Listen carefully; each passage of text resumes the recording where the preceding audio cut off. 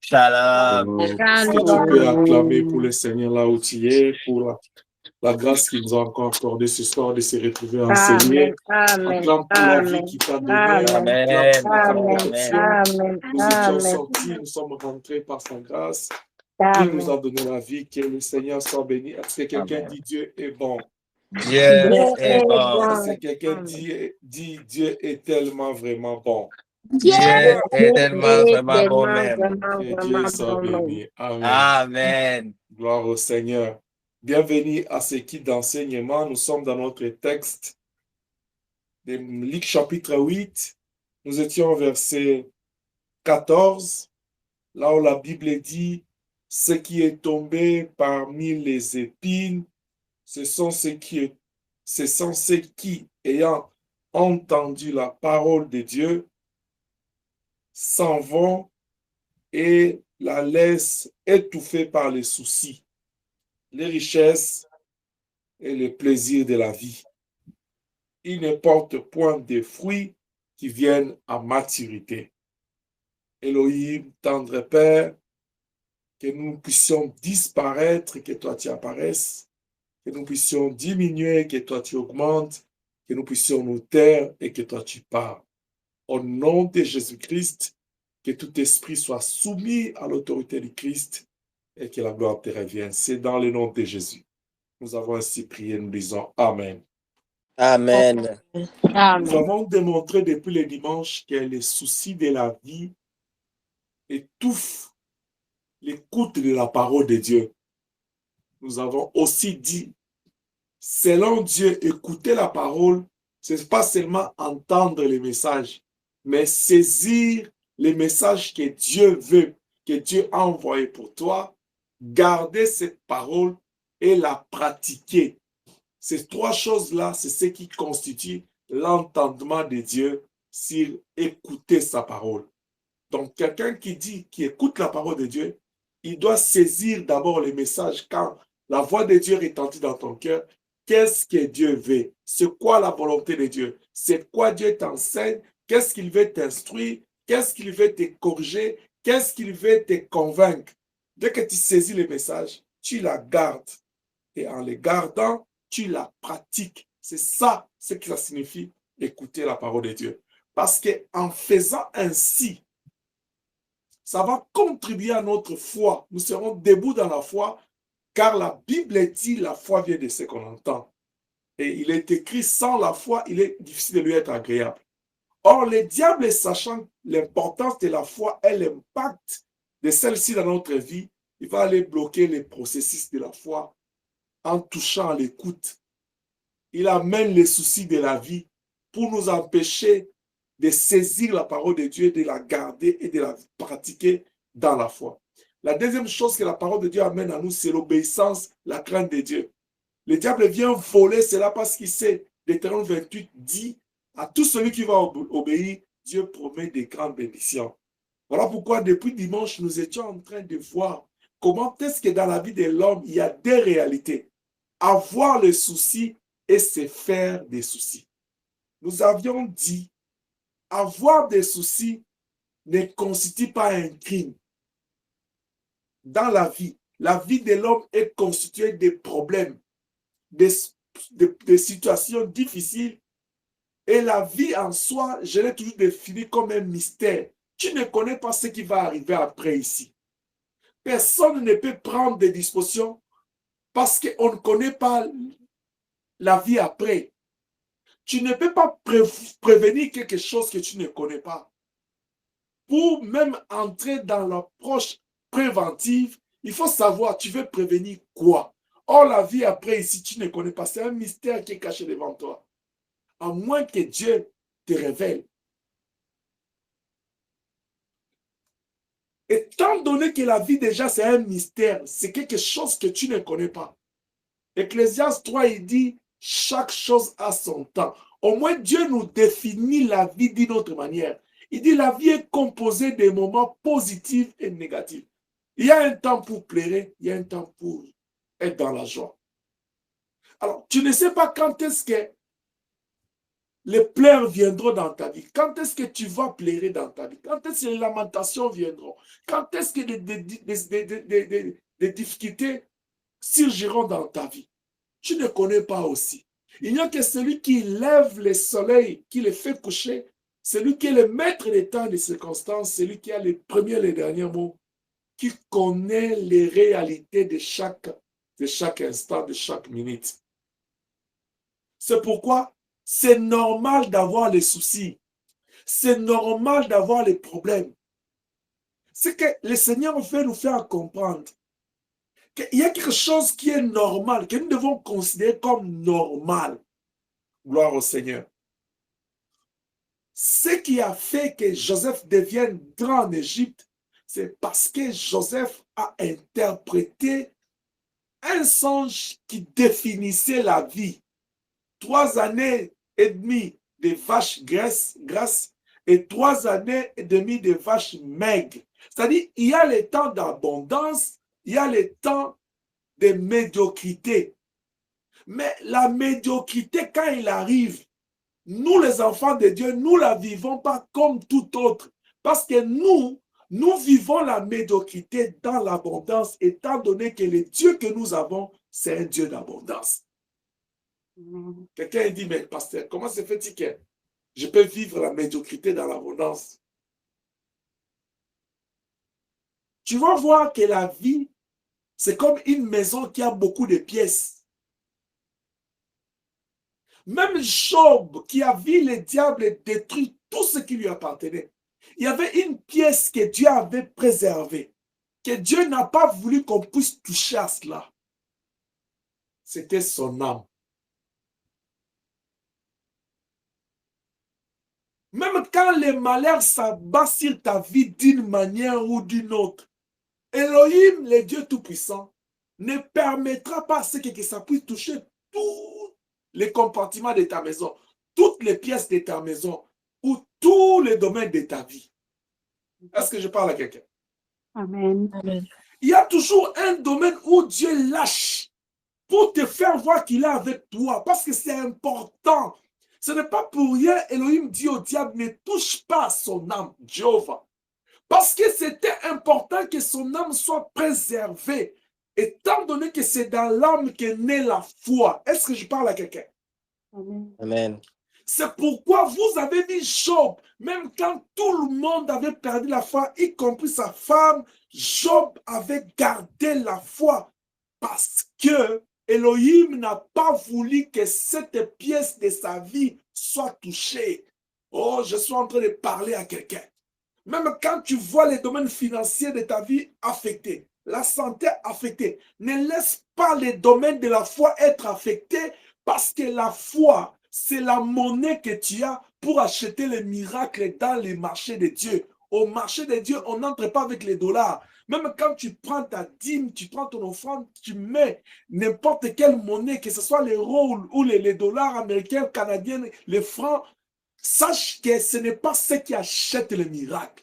Ce qui achète le miracle, quand je parle d'acheter, ce qui te donne accès au miracle dans la présence de Dieu, c'est ta foi.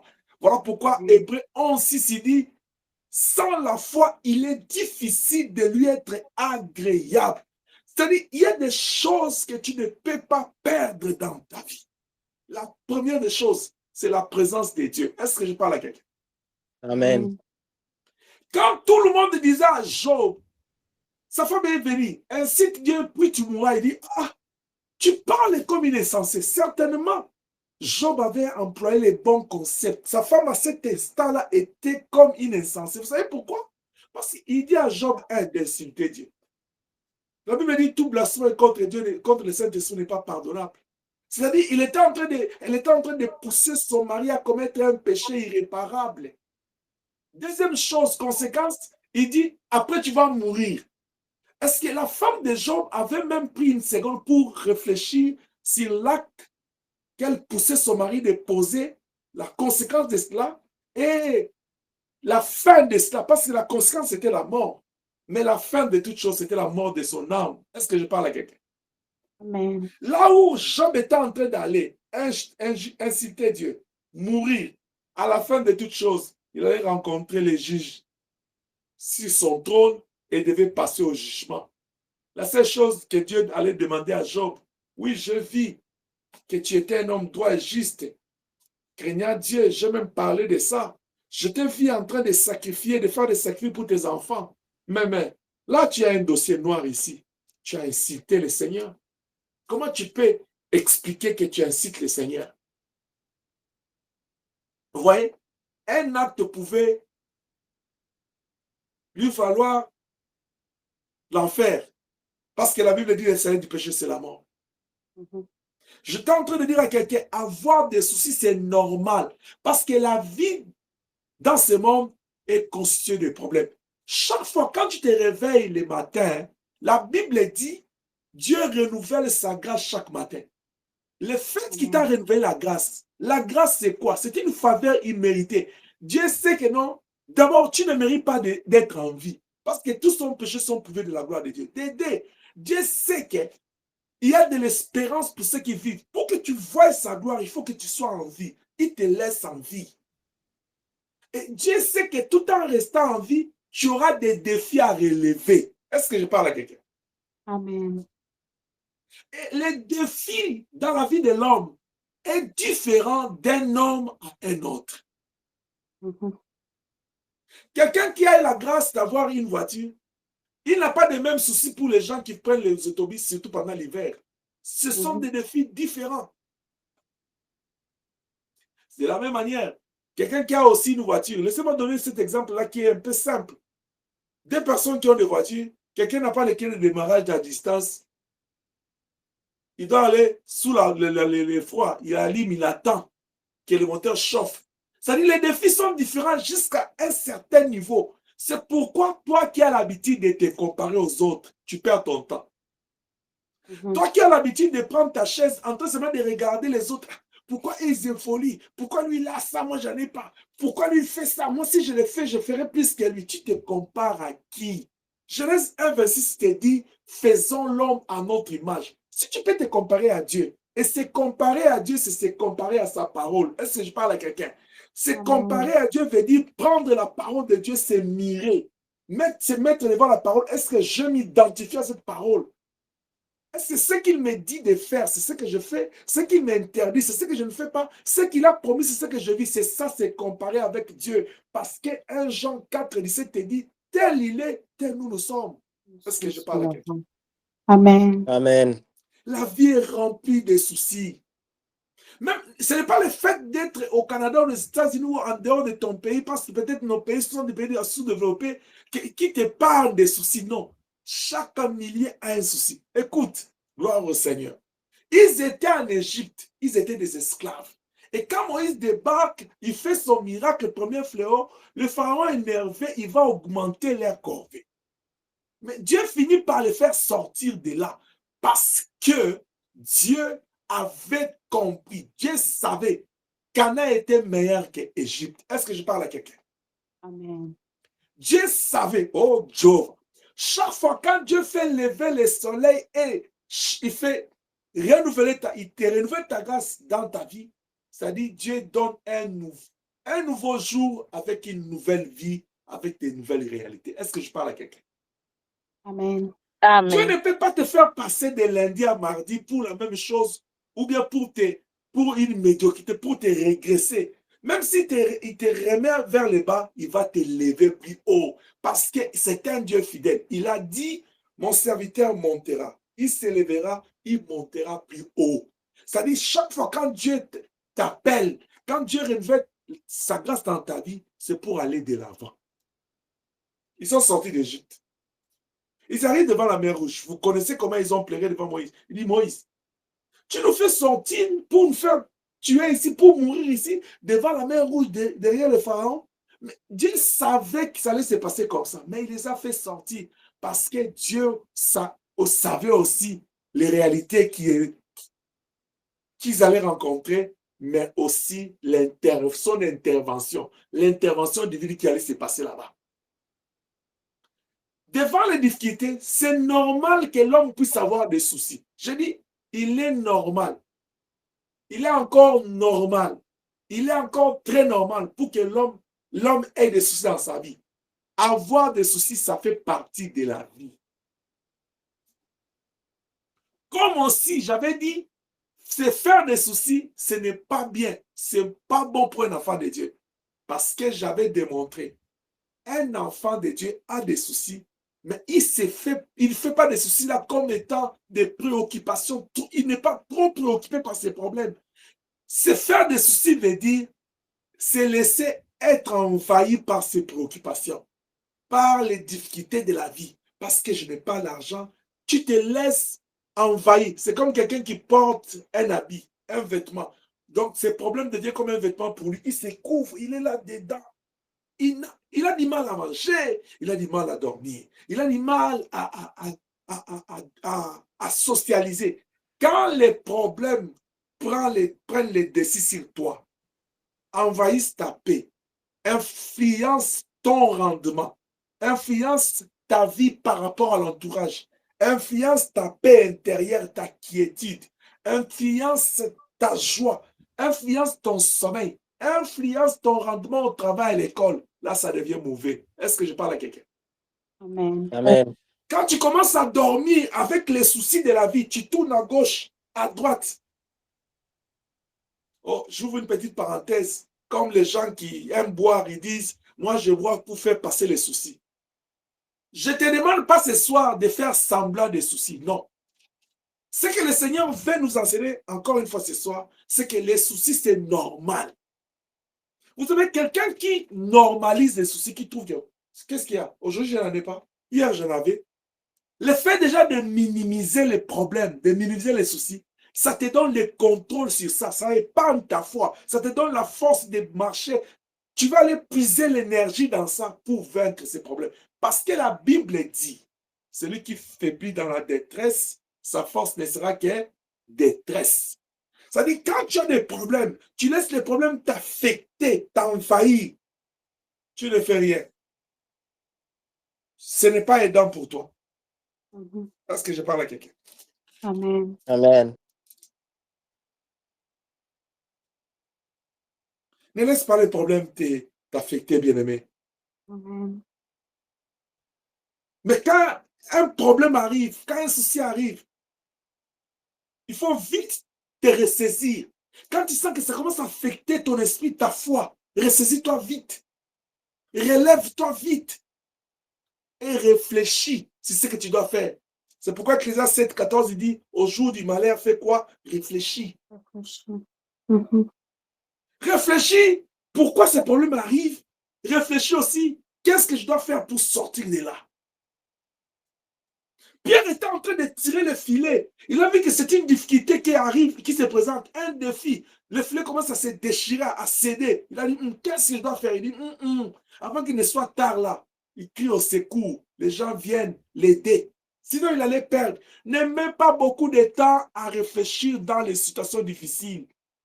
Et ne réfléchis pas avec ton intelligence, réfléchis avec l'Esprit de Dieu. Parce que l'esprit de l'homme est déjà affecté. Va réfléchir en tant que spirituel. C'est dans la spiritualité, c'est dans le spirituel que se trouve notre force. Est-ce que je parle à quelqu'un? Amen. Amen. La vie est faite de circonstances, de situations inquiétantes. Il y en aura toujours. Il y en aura.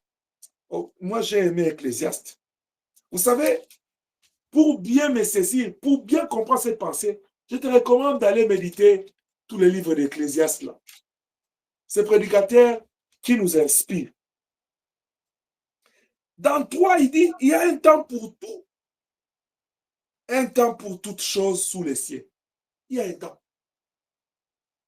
Ne pense pas que dans les 24 heures qui t'arrivent là, tu auras toujours des bonnes nouvelles. Non. Bien aimé. Ne pense pas que dans les 24 heures de mercredi, tout le monde va t'aimer. Non. Ne pense pas que dans toute la journée de mercredi, toutes les 24 heures là, tout le monde va parler de mal, de bien de toi. Non. Ne pense pas que non, toute la journée de mercredi, se terminera que le diable ne va pas lancer des flèches vers toi. Non. Il y a toujours quelque chose qui peut être négatif sur la journée. Alors, Si il arrive que tu traverses ta journée sans problème, dis gloire au Seigneur. Amen. Ça, c'est une grâce particulière. Parce que le problème n'est pas seulement ce qui t'arrive.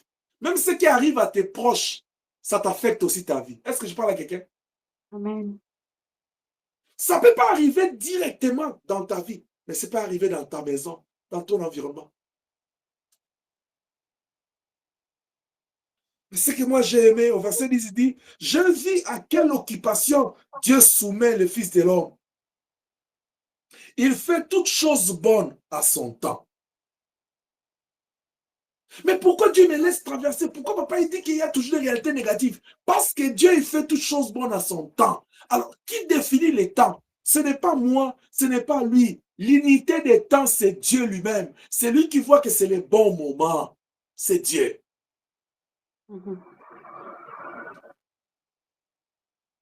Il était capable, quand Pierre était en train de tirer ses filets avant le matin, il était capable d'envoyer les poissons miraculeusement entrer là-bas. Mais lui, il n'avait pas prévu comme ça. Il a laissé Pierre affecter. Il a laissé terminer son travail. Il a laissé Pierre dans son agenda. Oh, je suis en train de dire à quelqu'un, Jéhovah, tu as des agendas que toi tu planifies, n'est-ce pas? Il y a d'autres qui réussissent, il y a d'autres qui ne réussissent pas. Parce que Dieu ne va pas toujours venir dans ton agenda. Il y a aussi son agenda à lui. Amen. Il viendra à un moment dans ton agenda parce que Psaume 37, 4 et 5, il dit, fais de l'Éternel tes délices, il te donnera ce que ton cœur désire. Certainement, Dieu viendra beaucoup plus dans ton agenda. Si toi, tu fais de lui ses délices, il vient beaucoup plus dans ton agenda. Mais Dieu, il vient dans l'agenda de l'homme parce qu'il est le créateur de tout le monde. Mais si toi, tu fais exception, les gens qui font exception, ce sont des personnes qui font de Dieu leurs délices.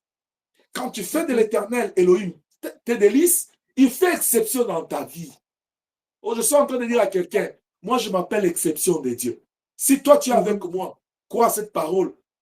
Crois à l'exception de Dieu dans ta vie. C'est-à-dire quelqu'un qui s'appelle l'exception de Dieu, il vivra toujours des choses exceptionnellement exceptionnelles de la part de Dieu. Parce qu'il fait exception. Elohim est son Dieu. Tu es enfant de Dieu, tu fais exception. Tu es l'exception de Dieu parmi les créatures du Seigneur. Il regarde tout ce qu'il a créé. Il s'est dit, je vais faire l'exception. Faisons l'homme en notre image. Il pouvait prendre même l'animal, la bête féroce de la mer. Il le fait à son image, mais il a choisi la poussière. Il a donné une forme. Que Dieu soit béni. J'aime ce Dieu.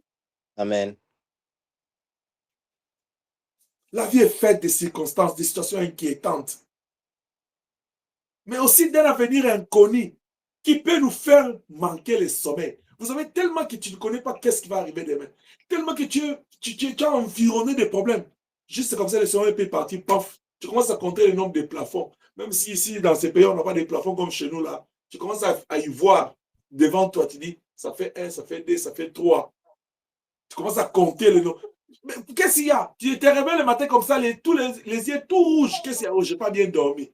Parce que pendant que toi, les autres dormaient, toi, tu passais en revue tes soucis et tes problèmes. Si tu es là, tu fais passer ton temps. Moi, quand je vais dormir, j'ai toujours dit à Dieu, mets-moi au dos. Pas au lit, c'est au dos. Demandez aux mamans, ils savent les secrets. Quand un enfant, il pleure, il pleure, il pleure. On finit par où? Au dos. Hein? Là, tu dors calmement. Parce qu'il y a un contact d'intimité entre l'enfant et sa mère. Moi, je vais dormir pas sur le lit. Je dis, Dieu, mets-moi au dos. Et je dors. Et quand je dis, je vais me réveiller après des heures, je me réveille après des heures du temps. Parce que je suis sur le dos de quelqu'un qui ne dort pas, qui ne s'endort pas. Il va juste me taper comme ça. Il dit, tu avais dit des heures, réveille-toi. Il y a quelqu'un d'autre qui veut monter. Toi, descends. C'est toi-même qui avait dit des heures, descends. Mais toi, tellement que tu vas sur le lit là, surtout que c'est une mousse qui est de 60 cm que tu as inventée, tellement que ça fait du bien. Et l'orchestre qui diaz là, de l'ennemi vient chanter, dit, fais dodo. Même quand l'Esprit de Dieu te montre des choses à prier pour. Non, non, non, dis non. Je vais me réveiller après. Je vais dormir un peu, même 30 minutes encore. Que Dieu nous aide. Alléluia. Amen. Vous savez, les soucis de la vie, je dis, ça peut t'ôter même la paix. Ça peut t'ôter la paix. Tu manques la paix. Tu vois que toute la journée là, c'est comme si la vie s'est arrêtée pour toi. Tu te poses même des questions si tu as péché. Mais c'est juste, c'est une réalité que tu ne veux pas prendre en compte. Non, je ne suis pas en train de vouloir dire d'accepter les soucis de la vie et de vivre avec. Tu dis c'est une partie de moi. Non. Au moins, tenir compte que non, ça existe. Pour que ça ne te surprenne pas. Pour que ça ne prenne pas, ça ne puisse pas perturber ta foi, ta quiétude. Comme de la même manière, quand c'est quelque chose de positif, tu te réalises et dis, ah, je m'attendais à ce que ça vienne. Il faut avoir l'habitude d'être prévisible, d'anticiper. Tu dis, ah, ça pouvait venir. Job dit à sa femme, il dit, mais comment tu parles comme une insensée? De la part de Dieu, nous recevons les maux et les biens. Quand les biens viennent là, on ne s'inquiète pas. Parce que c'est normal, il y a un temps pour les maux, les mal, il y a le temps pour les biens. Mais quand les mal viennent, l'épreuve vient, tu commences à pleurer. Pourquoi? Pourquoi tu commences à pleurer?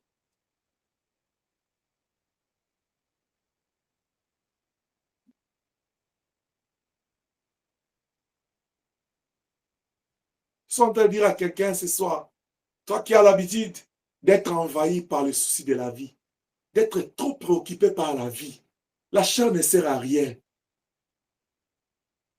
J'ai travaillé, je mettais ces choses, ça me révoltait. J'ai compris, Ecclésiaste avait raison. Il dit la vie, tu sais comment toi tu définis la vie? C'est quelque chose de précieux que tu as, n'est-ce pas? Laisse-moi te dire ce soir, la vie c'est une vanité. C'est vraiment une vanité. On se bat pour des choses vaines.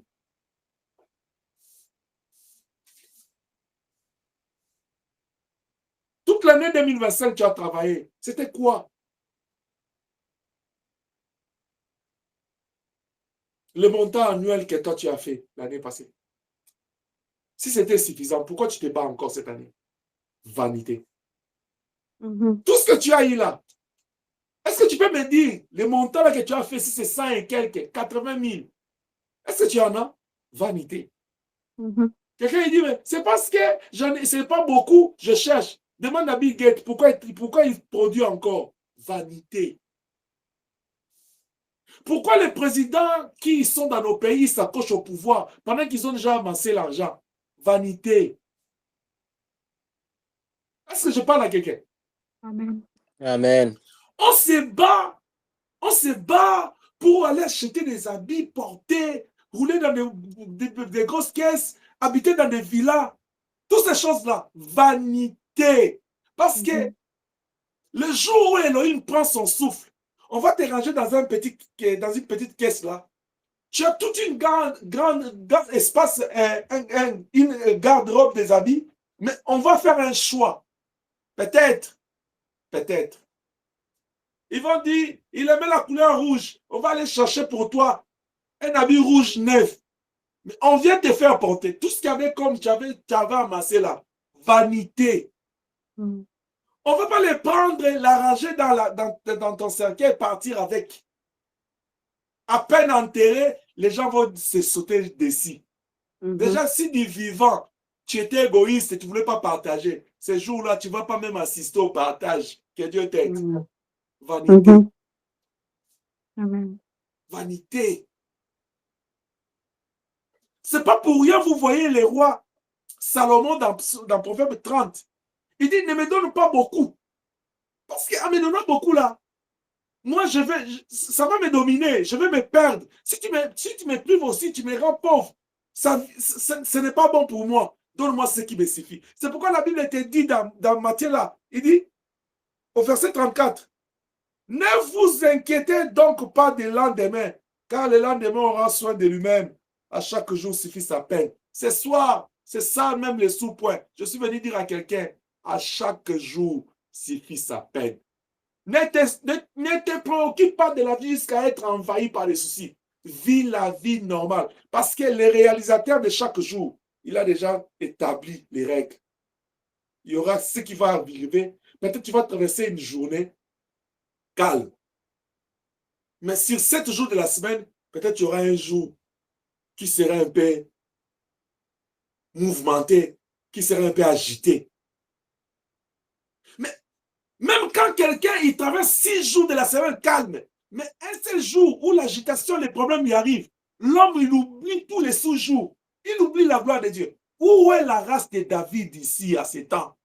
Cet homme qui était dans la forêt, quand il surgit sur les champs de la bataille, il trouve un circoncis de Goliath en train d'inciter le Seigneur. David s'est souvenu des jours de l'autre fois. Bien aimé, pourquoi on est rendu même au point où, quand il y a des soucis qui nous arrivent, nous oublions Elohim, nous oublions sa main puissante, nous oublions ce qu'il a fait pour nous hier. Nous nous comportons comme les enfants d'Israël devant la mer rouge. Comme si, oh Dieu, comme si celui qui a opéré hier là, il n'est plus. Mais c'est toi qui dois nous dire, est-ce qu'il est encore dans ta vie ou n'est plus? Est-ce que je parle à quelqu'un? Amen. Amen. Celui qui a agi hier dans ta vie là, est-ce qu'il est encore là? Si c'est de lui que je parle, si celui-là s'appelle Elohim, la Bible dit il est le même hier, aujourd'hui et éternellement. C'est que lui n'a pas changé. C'est que le fait qu'il a agi hier, même si devant la mer rouge, parce qu'il t'a fait sortir d'Égypte, la mer rouge ne lui dit rien. C'est lui qui est le créateur de la mer rouge. Amen. On l'a amené devant la tombe de Lazare pendant que tout le monde pensait que vous avez la spécialité de créer des sépulcres dans les grottes. C'est ça votre spécialité. Qui vous a donné la force là? C'est Elohim. Vous avez la force, l'intelligence d'enrôler quelqu'un dans des tissus pour bien l'enterrer, de le placer là-bas. Qui vous a donné l'intelligence? C'est Elohim. Vous avez la force d'aller enrôler la pierre pour fermer la grotte. Ce qui vous a donné cette force-là, c'est Elohim. Mais il ne vous a pas donné la force de faire revenir la personne en vie. Mais s'il veut, il peut vous donner ça. C'est lui la vie qui vient. Vous lui dites, Seigneur, arrête, laisse tomber. Si tu étais là avant, ça allait être possible. Mais là, il a déjà fait 4 jours, il sent, laisse-le. Non, ne limite pas Dieu. Ne limite pas Dieu. Il voyait Lazare malade, il n'est pas venu. Il a vu vous mourir le même jour. Il a vu, il n'est pas venu. Je suis en train de dire, je parle, je pèse mes mots. Il le voyait malade. Oh, je recule encore. Il voyait la maladie marcher vers la maison de Lazare. Est-ce que je parle à quelqu'un? Amen. Il voyait comment la maladie est entrée dans la maison et a touché seulement Lazare. Il voyait. Il n'est pas venu. Il a vu comment est-ce que la maladie l'a terrassé jusqu'à mourir. Il dit aux autres, il dort. Il n'est pas venu. Même les disciples l'ont dit, mais quand tu as dit il dort, mais pourquoi on doit partir? Parce qu'on doit les réveiller. Je prie le Seigneur à réveiller un domaine de ta vie qui est mort au nom de Jésus-Christ. Amen. Amen. Amen. Amen. Amen. Je prie le Seigneur ce soir à se déplacer dans ta vie, dans ta maison. Parce qu'il faut que lui-même vienne à réveiller ce que le diable a détruit, égorgé et volé au nom de Jésus-Christ. Amen. Il arrive devant la tombe devant ses sœurs, il dit, Seigneur, si tu étais là, notre frère n'allait pas mourir. Il le voyait dans leur temps. Ne vois pas Dieu dans ton temps. Dieu, il est le maître des temps et des circonstances. Ne vois pas Dieu toujours dans ton agenda. Il a son agenda et il agit à son temps. Quand il arrive devant la tombe, on l'a vu pleurer. Il dit, c'est qu'il n'y aura rien s'il va se passer ici. Il pleure comme tous les autres ont pleuré. Après, il dit, Lazare, ôtez-moi la pierre là. Parce que je vous ai donné le pouvoir de placer, de ôter. Ôtez la pierre. Lazare sort de là. Sort. Lazare est sorti. Oh, que Elohim dise un mot pour ton problème ce soir. Amen. Que la restitution, que la réparation, que la restauration qu'il a promis dans la Bible, qui va nous restituer les années où devront les souterraines, que ça s'accomplisse dans ta vie au nom puissant de Jésus-Christ. Amen. Je reçois. Que Dieu soit loué. Amen. Ne t'inquiète pas. Que les soucis de la vie ne puissent pas te rendre médiocre spirituellement, médiocre dans la foi. Mais sache toujours que quand ça arrive, dis, ah, Dieu m'avait dit qu'à chaque jour suffit sa peine. C'est que c'est normal. Je fais quelque chose, je croyais que j'allais arriver à 10, mais j'arrive à 7. Gloire à Dieu, c'est la journée d'aujourd'hui. N'oublie jamais, bien-aimé, n'oublie jamais. N'oublie jamais Que le souci de la vie ne te fasse pas oublier ça. N'oublie jamais que ce que tu es, ce que tu as, même ce que tu veux avoir, vient de Dieu. Amen. L'homme de Dieu vous a dit, c'est de lui, n'est-ce pas? Par lui, n'est-ce pas? Et pour lui que nous avons eu toutes ces choses. Écoute bien, tout ce que nous avons, tout ce que nous voulons avoir, tout ce que nous sommes, tout ce que nous voulons devenir, ça vient de lui, le Créateur. Parce qu'au commencement, le monde était informe et vide. Il n'y avait rien. C'est lui qui a dit que la lumière soit et la lumière vit. C'est lui qui a dit ceci, cela s'est réalisé. Il n'y a que Dieu qui peut dire un mot, les choses s'accomplissent dans ta vie. Je prie Elohim ce soir à agir dans la vie de quelqu'un qui est sous la puissance de la réclamation. Parce que si la réclamation a un mot sur toi, j'ai dit à la réclamation ce soir de se taire au nom de Jésus-Christ. Au nom de Jésus. Que seul Elohim puisse dire un mot, parce que c'est lui qui dit un mot, la chose s'accomplit. Amen. N'oublie jamais ce que tu es, ce que tu as, ce que tu veux être ou devenir. C'est Dieu seul qui en est le pourvoyeur. À la place de nous inquiéter, de nous préoccuper de la vie, nous devons nous adresser à Dieu pour nos besoins quotidiens, pour nos difficultés, pour les soucis qui nous arrivent dans la prière. Et aussi en lui faisant confiance. Psaume 34, 7. Psaume chapitre 34, verset 7. Car c'est Elohim qui tient ton lendemain. Est-ce que je parle à quelqu'un? Amen. Ne t'inquiète de rien. À chaque jour suffit sa peine. C'est Elohim qui tient ton lendemain. C'est de Elohim que vient ton lendemain. Moi, je ne savais pas qu'un jour, j'allais me tenir devant toi pour te parler. Parce que déjà, de base, je ne te connaissais pas, tu ne me connaissais pas. Mais comme Elohim, dans son agenda, il savait, il a planifié ça. C'est-à-dire, je crois à ce Dieu-là. Parce que je vois ce qu'il fait dans ma vie. Je continue à lui faire confiance. Est-ce que je parle à quelqu'un? Amen. Amen. Jérémie 29, 11. Psaume 23. Jacques 4, 13 à 15. Est-ce que tu souffres? Prie. Au lieu de rester là, la Bible dit, nous rentrons dans notre Matthieu 6. Je venais de lire tantôt le verset 34.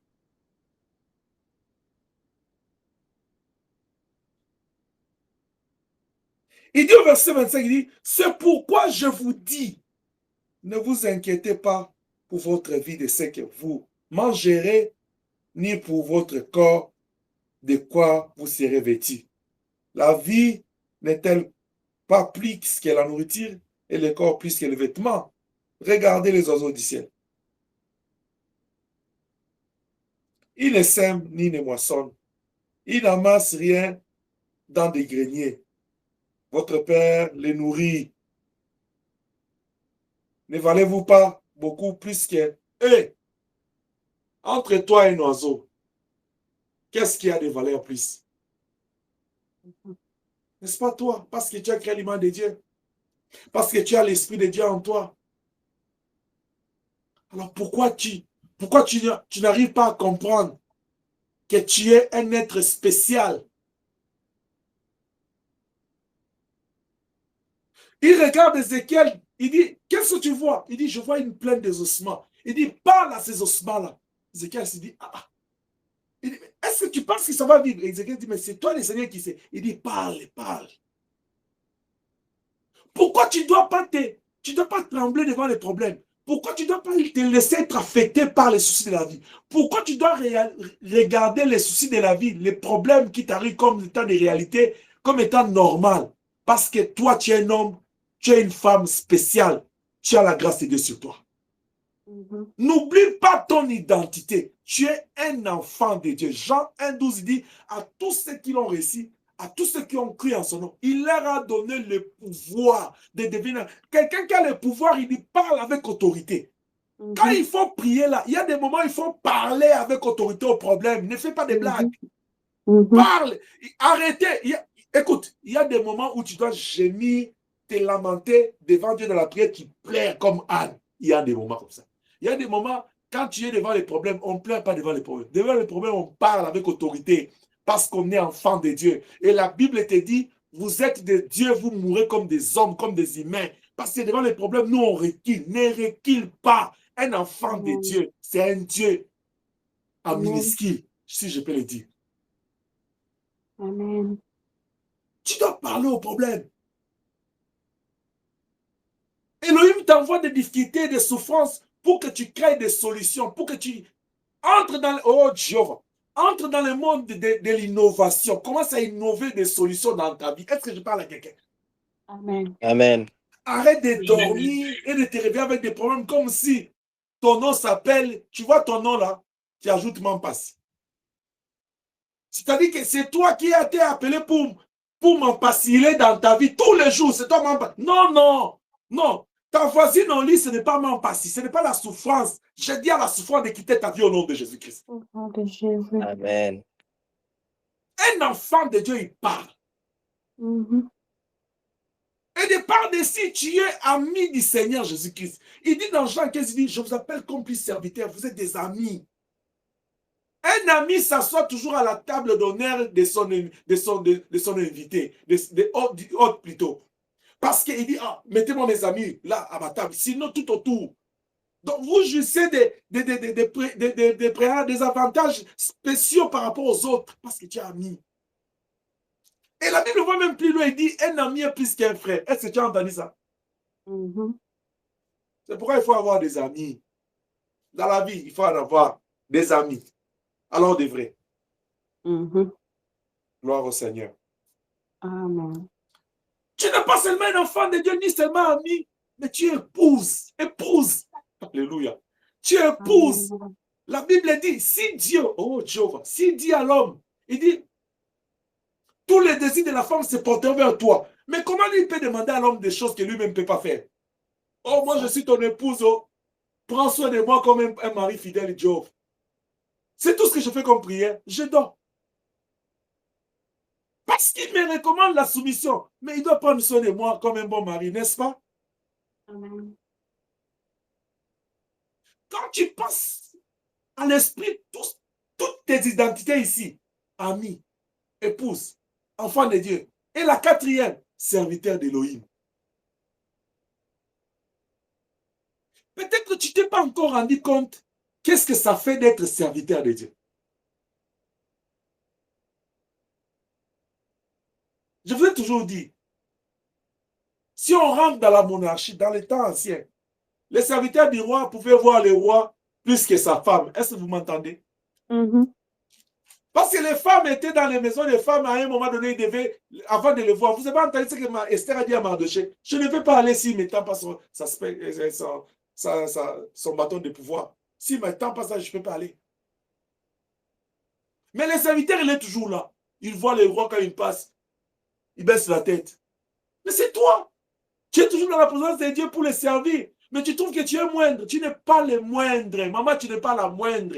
Tu es une servante de Dieu. La Bible dit, c'est l'œuvre de l'Éternel qui te bénira. À moins que tu continues à les servir, à moins que tu te donnes, que les ailes de la maison de Dieu dévorent ton cœur, et tu les sers avec amour, sans arrière-pensée, que Dieu te bénisse pour ça.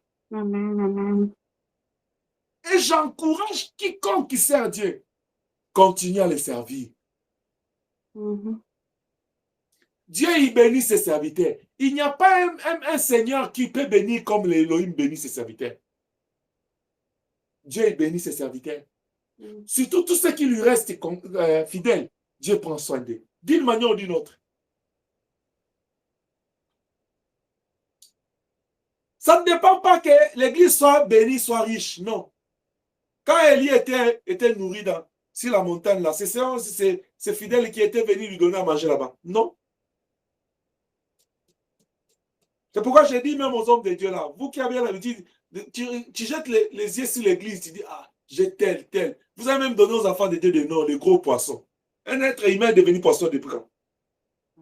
C'est pourquoi Dieu vous met dans la confusion. Les gros poissons là, ils commencent même à souffrir à cause de vous. Dieu bloque leur bénédiction parce qu'ils savent que non, étant donné que vous les avez déjà surnommés gros poissons, le Seigneur n'est plus gros pour vous. C'est eux qui sont devenus des gros poissons.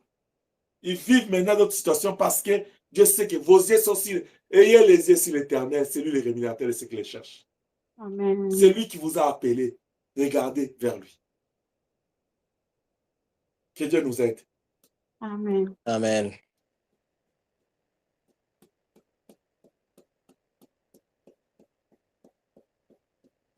Vous savez, se laisser envahir par les soucis de la vie, par les préoccupations de l'avenir, regarder sa vie, c'est comme si tu prends la place de Dieu. Tu commences à réfléchir, ah, moi vraiment, hein, moi, hein. Mais qu'est-ce que tu es en train de faire? Celui qui t'a donné le temps, là, il te donne 24 heures. Mais dans les 24 heures, là, tu as au moins, tout au moins, plus ou moins 8 heures de dormir. C'est-à-dire il te reste 6 heures. 16 heures là plutôt. Dans les 16 heures, il faut aller travailler au moins 8 heures.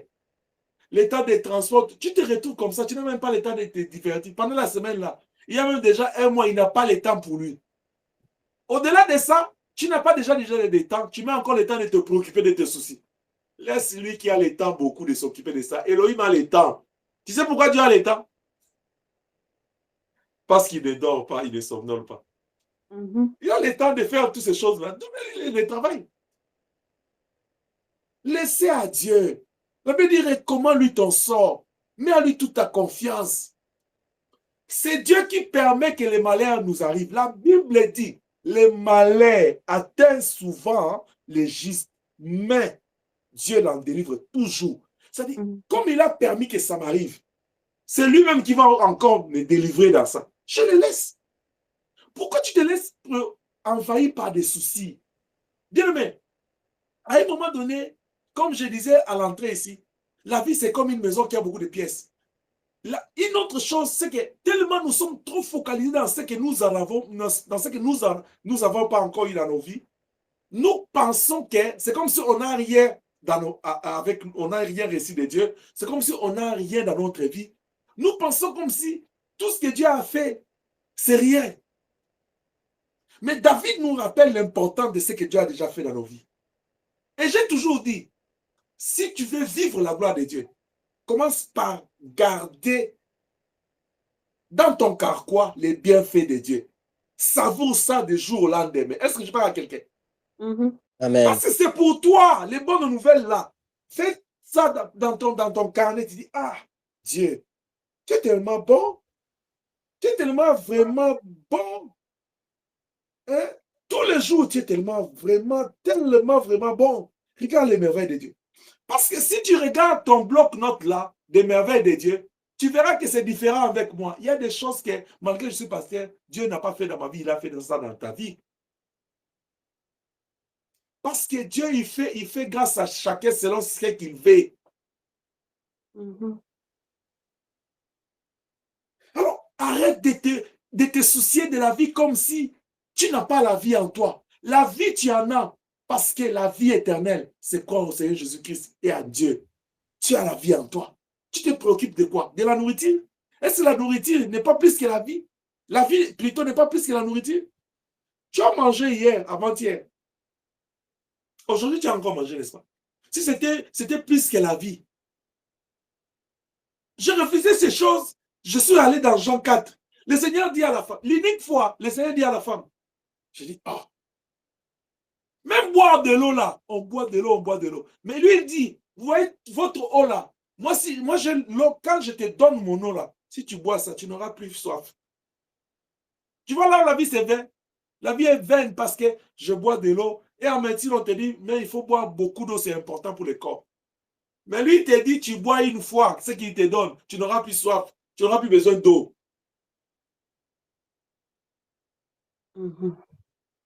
Que Dieu nous aide. Amen. Amen. S'inquiéter de l'avenir est vraiment futile, car nous ne pouvons rien changer. Il dit dans Matthieu, là, il dit, qui d'entre vous, à cause de ses soucis, peut rendre un de ses cheveux blancs? Qui? Bien aimé, c'est là où j'en arrive maintenant pour te demander. Depuis que tu as commencé à te soucier de ces problèmes-là, tu as changé quoi? Celui-là, l'autre, il dit, je vais boire pour oublier mes soucis. Quand il boit, il s'enivre, ou bien il est saoul, il dort. Bien, mais quand tu te réveilles, tu trouves le souci là, il est là comme ça devant toi. Il dit, tu t'es réveillé, bon réveil. Je t'attendais, non? Tu n'as pas encore donné solution à moi. Pourquoi tu dormais?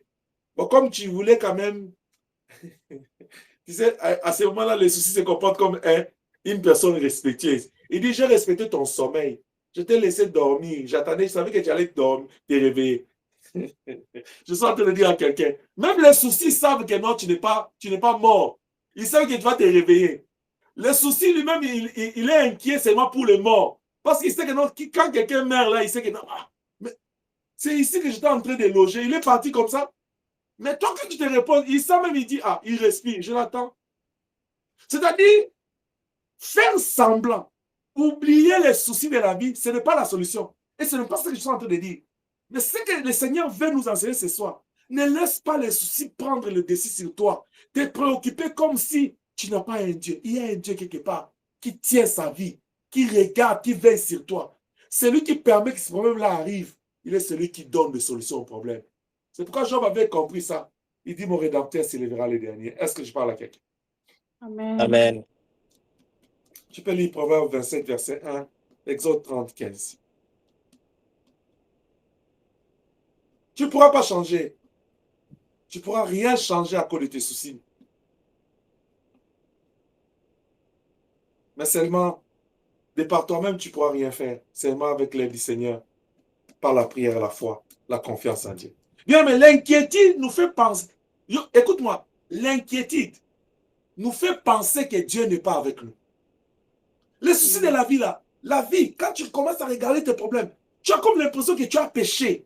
Tu as comme l'impression que Dieu est allé loin de toi. Tu as comme l'impression, c'est ça l'impression que Eliaphaz et tous ces bandes-là voulaient donner à Job, et même sa femme. Il dit non, de telles choses-là, Dieu ne peut pas, ça ne peut pas arriver à quelqu'un, il faut les pécher. Il y a des gens qui sont des bons juges plus que Dieu. Toi qui as l'habitude de juger les gens là, quand tu vois quelqu'un traverser une soirée, dit lui là, c'est qu'il a péché. C'est seulement les péchés. Il a péché. Mais s'il a péché, est-ce que c'est toi qui es allé à la croix là pour l'affranchir?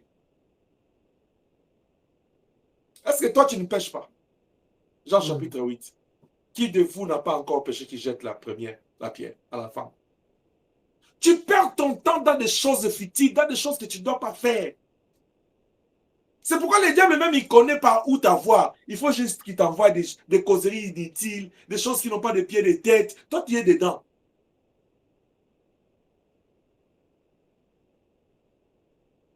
L'inquiétude, le fait de se faire des soucis, d'être préoccupé par la vie, nous fait penser comme si Dieu nous a abandonnés, comme si on est loin de Dieu. Mais aussi, ça nous fait passer le temps, inutilement. Je vous ai dit le dimanche, n'est-ce pas? Quelqu'un qui n'a pas l'argent, il commence à s'inquiéter. Qu'est-ce que je vais faire? Mais la rentrée scolaire va vite, s'approche. Comment je ferai? Tu as encore à 2 jours, tu as encore à 24 heures, tu as même à quelques heures.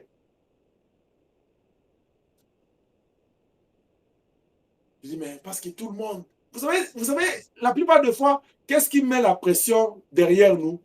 Qu'est-ce qui nous met la pression dans la vie? C'est parce que nous avons toujours mené notre vie. Les gens vont dire qu'elle a fait. Et aussi, notre orgueil. Parce que tu as toujours l'impression, tu veux faire valoir. Non, ne vis pas pour les gens. Vis pour toi et pour la gloire de Dieu. Ne vis pas pour les gens. Ne vis pas te comparer. Quand tu en as, gloire à Dieu. Quand tu n'en as pas, gloire à Dieu. Ne regarde pas parce que l'autre en a. S'il en a, glorifie le Seigneur parce que le jour où l'autre fois, toi aussi tu en avais, lui, il n'en avait pas. Est-ce que je parle à quelqu'un? Amen. Prenez la vie simple. Bien aimé, je suis en train de réfléchir sur un concept. Il y a des choses que moi, je déteste dans la vie. Et je prie toujours Dieu de m'affranchir, de me préserver sur cette route-là. L'orgueil. La Bible dit Dieu résiste aux orgueilleux. Est-ce qu'on entend? Est-ce qu'on a écouté ça? Mais toi qui es encore dans ce domaine-là, pourquoi tu ne quittes pas? Tu veux vivre la gloire de Dieu, mais tu demeures dans l'orgueil. Tu ne verras pas la gloire de Dieu. Deuxième chose que moi je déteste, l'égoïsme. Les gens qui ont l'ego et l'égoïsme. Je ne sais pas comment vous fonctionnez. Vous pensez toujours à vous. Vous êtes comme des gardiens des billes. Il ne fait qu'encaisser. Lui, il ne fait que seulement encaisser. Attends, il y aura un jour où on va te marquer. Il y aura un jour. Parce que toi, tu penses qu'il faut seulement que j'aille. Tu vas recevoir, après, il y aura un jour, tu te lances bien, mais ça entre. Tu rates ça. Et ce jour-là, Dieu va te déclasser, on va dire non, on t'a encaissé 5. Il faut qu'on remplace. Tu sais, quand on remplace un gardien comme ça, pour qu'il récupère sa place, ça devient difficile. Puisque l'autre là qui entre, là, il fera beaucoup d'efforts pour se confirmer. Les gens qui jouent au foot, là, ils savent. Est-ce que je parle à quelqu'un? Amen. Amen. C'est très difficile. Les gens qui jouent au foot, ils savent comme ça. Alléluia. Amen. Amen. Ne laisse pas.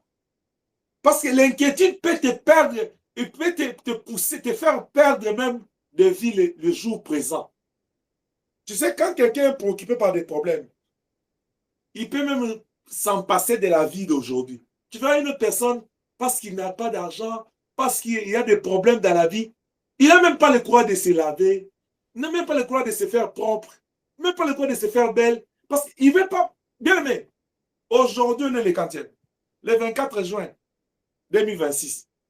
Déjà, tu sais, hein, il n'y aura plus jamais un certain 24, un certain 23 juin 2026. C'est passé. Ça dit, si hier, là, tu ne t'es pas joui de la journée d'hier, tu as perdu. Est-ce que je parle à quelqu'un? Amen. Amen. Tu as perdu. Tu as juste perdu parce que le Seigneur te donne chaque jour. Il te renouvelle la grâce. Celui qui ne dort pas, il s'est privé du sommeil là. Il fait que tu puisses jouir de ta journée chaque jour. Lui te donne un cadeau chaque jour.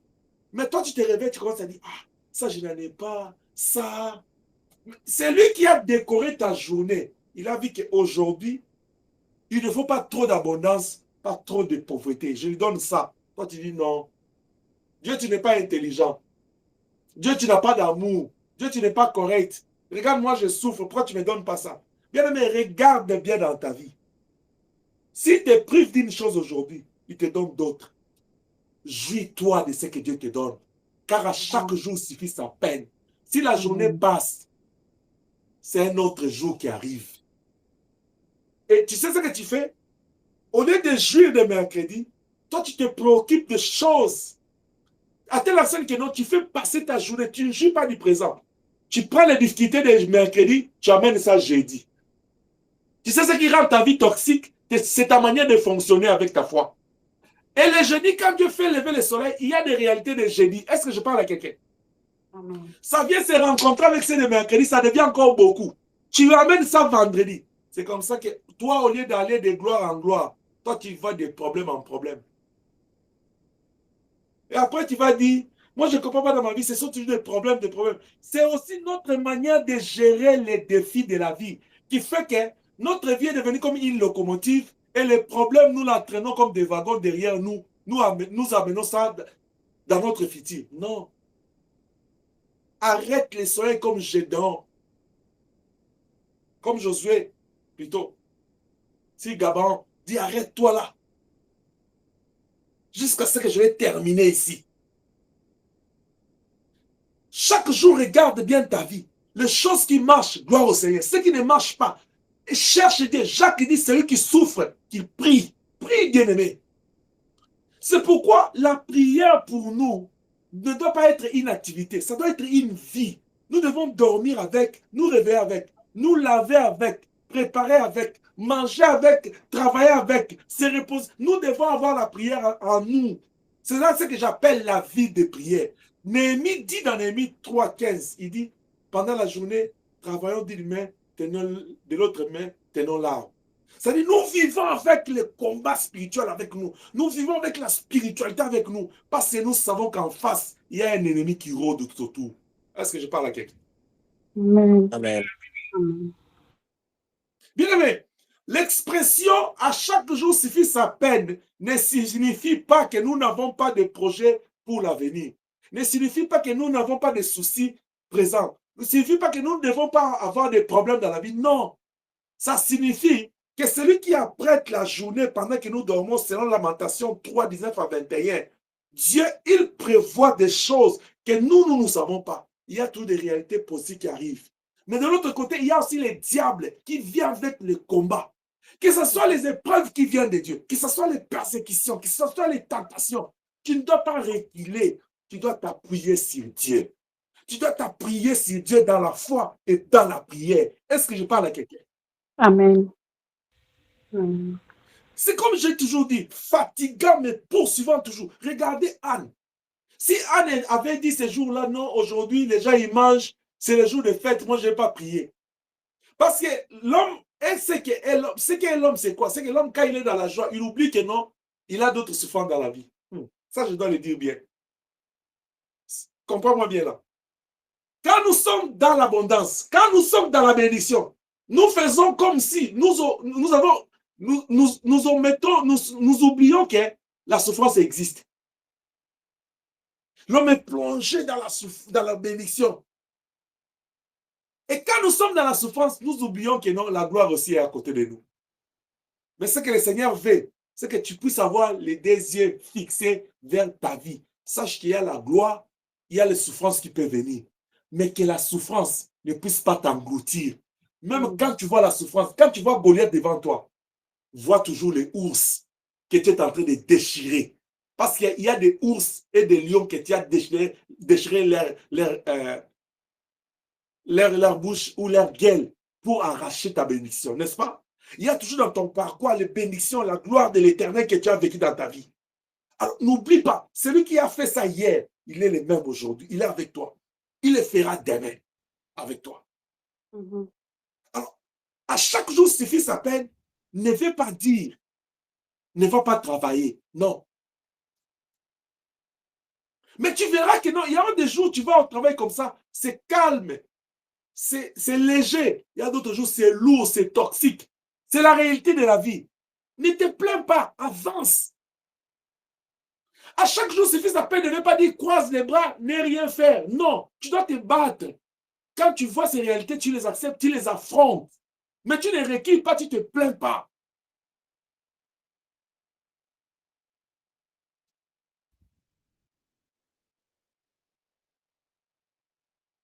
À chaque jour, suffit sa peine veut dire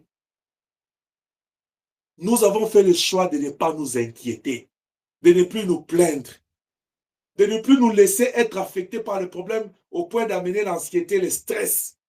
Parce que nous croyons, nous savons comment est-ce que le stress à lui seul, il détruit notre santé physique, mentale et notre santé sociale. Je ne vais pas me laisser emporter par ces choses.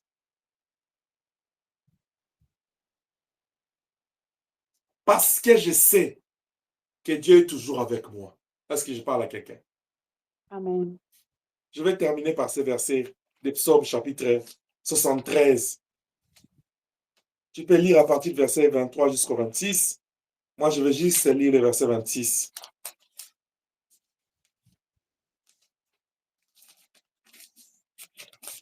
La Bible dit ceci au verset 26. Ma chair et mon cœur peuvent se consumer. Dieu sera toujours le rocher de mon cœur et mon partage. Est-ce que je parle à quelqu'un? Amen. Même quand mon cœur est consumé par des problèmes, même quand je sens que tout ne marche pas, c'est pourquoi Jérémie avait raison. Il dit, quand je pense au poison, à l'absinthe, quand je pense aux soucis de la vie, bien aimé, quand tu penses aux soucis de la vie, ça ne fait que détruire ta foi, ronger ta paix. Et ça ne fait que t'envahir. Tu deviens colérique, tu deviens insociable, tu deviens insensible. Tu n'as plus de compassion ni d'empathie. Parce que tu souffres, tu deviens toxique. Tu commences même à avoir des réponses violentes. Tu deviens hors pair, tu ne peux invivable parce que tu es envahi par le stress, par la souffrance de la vie. Mais au-delà de toutes ces choses, l'Éternel est ton partage. Le Dieu de la Bible, celui qui est ton Père, il est ton partage. Tant que tu le sais, il dira à Moïse, celle-là ne convient pas que tu lui donnes une part de terre à Canaan. Je suis sa part, moi l'Éternel des armées. Alors, quand les problèmes t'arrivent, quand tu te réveilles le matin, parle à Dieu déjà le matin. Là. C'est pourquoi il faut avoir la culture de notre Seigneur Jésus-Christ. Il s'est réveillé très tôt pour parler à Elohim. Donc tu ne prépares pas ta journée. Il suffit de terminer la prière comme ça, tu vas aller dormir. Tu te réveilles comme bon décembre. Tu dis, j'étais trop pressé, j'étais en retard de prendre la route. Mais tu vas entrer dans un avion, tu ne t'es pas préparé. Est-ce que tu es rassuré que tu as ton passeport, il y a le visa et tu as ton ticket? Tu n'as pas laissé ça? Est-ce que tu as ton sac avec toi? Tout est dans ton sac, tu t'es préparé avant de t'embarquer dans la journée? Nous avons le temps d'apprêter nos sacs pour des linges, d'apprêter nos habits, mais pas d'apprêter notre état spirituel par rapport à la journée. Je vous ai déjà dit, tu peux préparer ta journée le grand matin. Tu peux le préparer avant d'aller dormir, tu prends le temps, tu pries. Tu peux le préparer en pleine nuit, tu t'arrêtes, tu arrêtes ton sommeil, tu prends même 1 heure, tu pries, même quelques minutes. Et quand tu abordes ta journée, tu l'abordes dans la spiritualité, dans la prière, tu fais tout dans la prière. Qu'est-ce qui se passe? Quand tu es connecté au trône, la puissance de Dieu coule sur toi. La Bible dit, la oui dont il est question ne saignera que par le feu. Quand le Saint-Esprit coule sur toi, le feu de Dieu consume la maladie au nom de Jésus-Christ. Quand le feu de Dieu coule sur toi, ça consume la mort, les menaces, les réclamations des familles. Ils vont trouver la gloire de Dieu en toi. Mais qu'est-ce qui se passe? Nous vivons notre vie avec Dieu par moment. On est connecté, on est déconnecté. Et le diable, lui, il vit autour de nous en tout moment. Il sait quand on est connecté et quand on n'est pas connecté. Et il profite au bon moment quand on n'est pas connecté. Est-ce que je parle à quelqu'un? Amen. Ce soir, ne laisse pas les difficultés de la vie t'envahir. Que Dieu soit ton partage. Que Elohim soit ton partage. Parce que quand tu es envahi par le souci de la vie, tu ne vas pas écouter la parole de Dieu. Tu ne vas pas écouter la voix de Dieu. Et la conséquence, c'est que quand tu n'écoutes pas, il n'y aura pas de foi, il n'y aura pas d'obéissance et tu ne seras pas béni. Que le Dieu de mon appel vous bénisse tous dans le nom puissant de Jésus-Christ. Nous avons ainsi prié, nous disons Amen. Amen. Amen. J'aimerais que là où tu es, tu Amen. pries avec moi selon que tu as écouté la parole. Dis à Dieu, fortifie ma foi. Dis à Dieu, donne-moi un cœur, donne-moi un état d'esprit, de faire devant les situations que je puisse plus affaiblir, je puisse plus faiblir, je puisse plus relâcher, je puisse plus reculer. Je dois me tenir debout, avancer parce que je suis un enfant de Dieu. Prie dans le nom puissant de Jésus-Christ. Adonai, para a glória, para a graça, Senhor, para a glória, para a glória, para a graça, Senhor, Pai. Em nome do Senhor, eternamente, Senhor, Pai. Adonai, que o Senhor fortifica a minha fé para a graça, Senhor, Pai. Que não me deixe levar para a graça pelas preocupações, Pai. Para a glória, para a graça, Senhor. Que não me deixe levar para as preocupações, para a graça, Senhor, Pai. Que preocupações, Senhor, Pai. Na minha fé, Senhor, para a minha vida, para a glória, para a graça, Senhor, Pai. Que não me deixe a minha fé para a glória, para a graça, Senhor, Pai. Senhor, restaura a minha fé para a graça, Senhor, Pai. Para a graça, Senhor, para a graça, Senhor, para a graça, Senhor. Em nome de Jesus Cristo, para a glória, para a graça, Senhor. Em nome de Jesus Cristo, para a glória, para a graça, Senhor, Pai. Fortifica para a glória, para a graça, Senhor. Em nome de Jesus Cristo, para a glória, para a graça, Senhor, Pai. Para a glória, para a graça, Senhor, Pai. Para a glória, para a graça, Senhor, Pai. Isso, para a graça, Senhor, Pai. Em nome de Jesus Cristo, para a glória, para a graça, Senhor, Pai. Fortifica para a glória, para a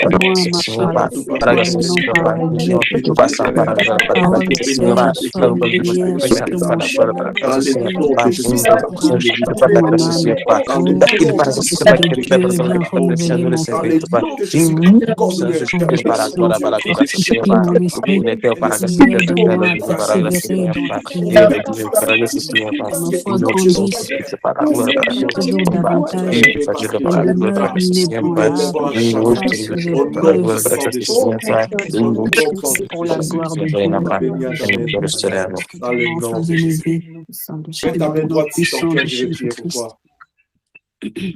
Père éternel, Dieu Tout-Puissant, le Dieu de la Bible.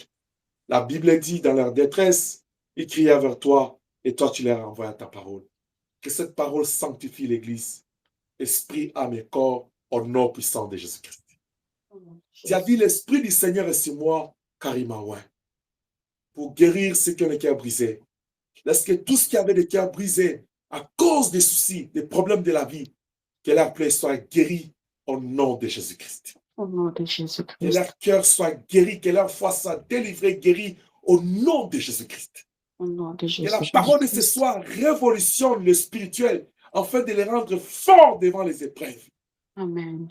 Oh, parce que toi, tu as dit, je vous l'ai dit d'avance, les tribulations viendront.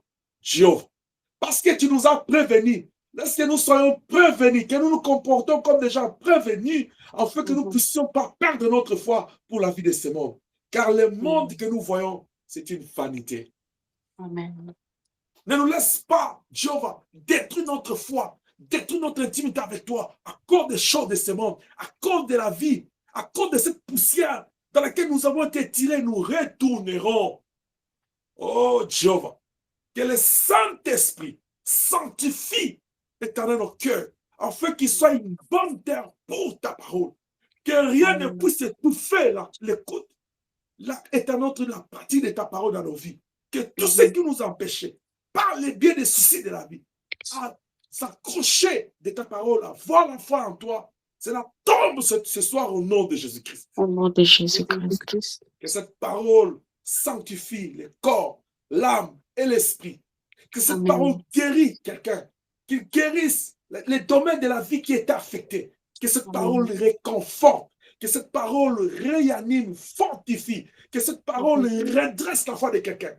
Que cette parole révolutionne Jéhovah au nom puissant de Jésus-Christ. Que le Saint-Esprit, au travers de cette parole, puisse nous enraciner en toi, afin que nous soyons vraiment des branches en terre sec pour que nous puissions pas trébucher au jour du malheur.